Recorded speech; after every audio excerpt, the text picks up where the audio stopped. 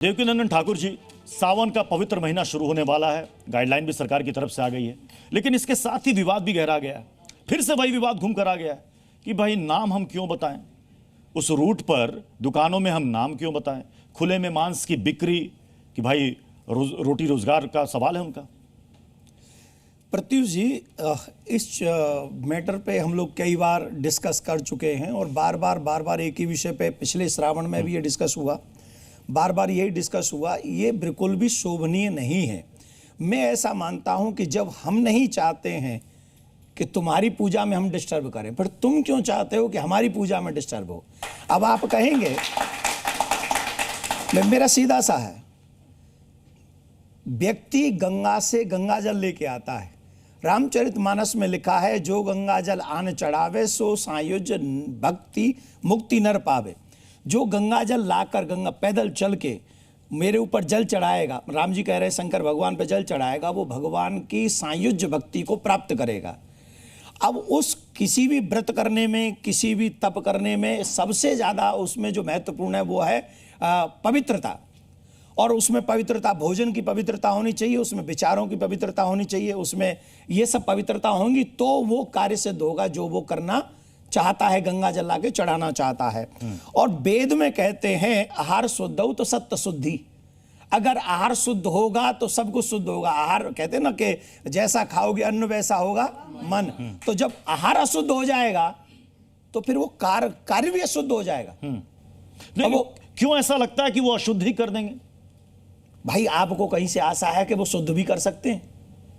कई मुस्लिम है जो कि कांवड़ यात्रा में शामिल होते हैं, कई तस्वीरें सामने आती हैं। नहीं, वो पहली अच्छा है वो शामिल हो। हम तो कहते हैं गंगा जल लेके भी आए, चढ़ाएं भी और सनातन को स्वीकार करते हैं, तो आई रिस्पेक्ट देम, उनका आदर है। आपको उससे कोई दिक्कत नहीं है? नहीं, अगर वो खुद सनातन स्वीकार कर रहे हैं और जाके शिव जी पर जल चढ़ा रहे हैं, हम उनको गले लगाएंगे।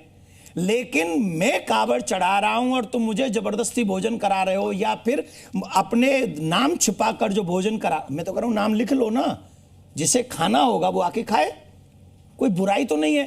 लेकिन मैं देवकी नंदन और मेरे आगे में नाम लिख लूं यशोदानंदन, और क्योंकि वो देवकी नंदन के पास नहीं आना चाहता इसलिए फ्रंट पे यशोदानंदन लिख लूं, तो गड़बड़ हो जाएगी कि नहीं हो जाएगी?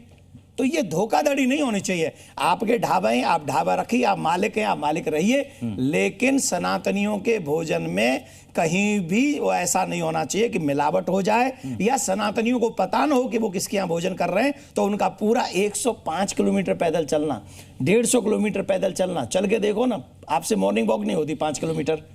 असादी साहब ये कह रहे हैं कि तपस्या, ये इस बात को तो हर कोई मानेगा, क्योंकि इतने लंबे फासले को नंगे पांव चलकर कष्ट सहकर वो पवित्र नदियों से जल उठाकर लेकर आ रहा है शिवालयों में चढ़ाने के लिए।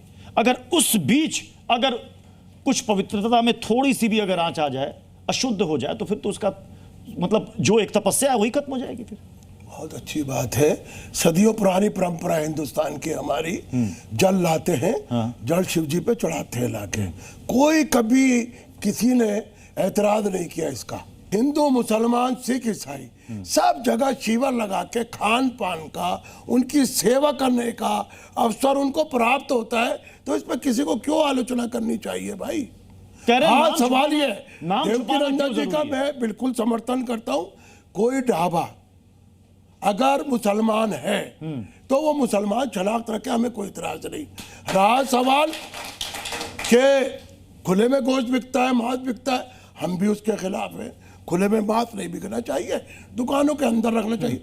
लेकिन जहां एक तरफ चंद गुंडे, सबको नहीं कहता मैं, करोड़ों में 200-400 लोग होते हैं जो आतंक फैलाते हैं, वो किसी भी धर्म के हो सकते हैं, वो बंद होना चाहिए। उस पर प्रशासन को निगरानी रखनी चाहिए। ठीक है नाजिम खान, फिर ये क्यों कहा जाता है कि भाई मुसलमानों को टारगेट किया जाता है, क्यों?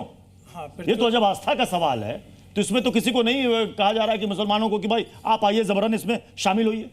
हाँ पृथ्वी जी, देखिए सबसे पहले मैं ये कहना चाहता हूँ, मुल्क संविधान से चलता है, आस्था से नहीं। और रही बात यहाँ कावड़ यात्रा, हमारे हिंदू भाइयों की आस्था है तो जिसका हम पूर्ण सम्मान करते हैं। लेकिन ये क्या वजह होती है कि मैं खुद बताऊं कि मैं हाजी नाजिम खान हूं और जो दूसरे लिबास पहने हुए होते हैं वो कभी भी अपनी आइडेंटिटी नहीं बताते। सिर्फ क्या हाजी नाजिम खान को ही अपनी आइडेंटिटी बताने का वो रहता है कि हाँ आप बताइए कि आप एज ए मुस्लिम हो। और रही बात ये कि जिस तरीके से कावड़ यात्राएं निकलती है, मुस्लिम समाज का भी बड़ा सहयोग रहता है।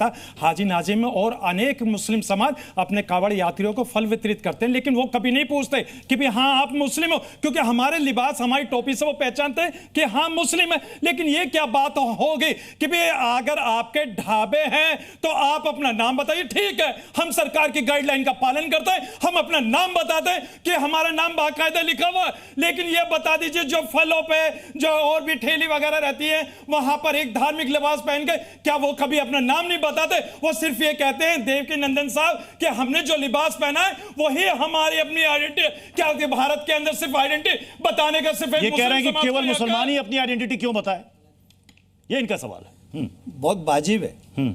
और प्रत्युष जी आज प्रॉमिस करा लीजिए कि अगर सही कारण मिल जाए इनको तो ये फिर करें, सिर्फ सुन के टीवी चैनल पे बोल के चले न जाएं। आपसे नफरत कब की हमने? कभी नहीं की हमने नफरत, तो कभी कोई नफरत हुई नहीं हमारी। पर प्रॉब्लम ये आ गई कि हम मूत रहे भोजन में। वो भोजन किसका है? बारात का। बारात किसकी है? हिंदुओं की। और मूत कौन रहा है? और बाकायदा बोल रहा है, बाकायदा बोल रहा है। जब ये वीडियोज आ जाएंगे, आप बताइए सर, हम लोगों को डाउट करना चाहिए कि नहीं? फिर हमें पता होना चाहिए कि नाम होना चाहिए, हमें नाम पता ही। हाँ आप ही से पूछ रहा हूं, आप जवाब दीजिए।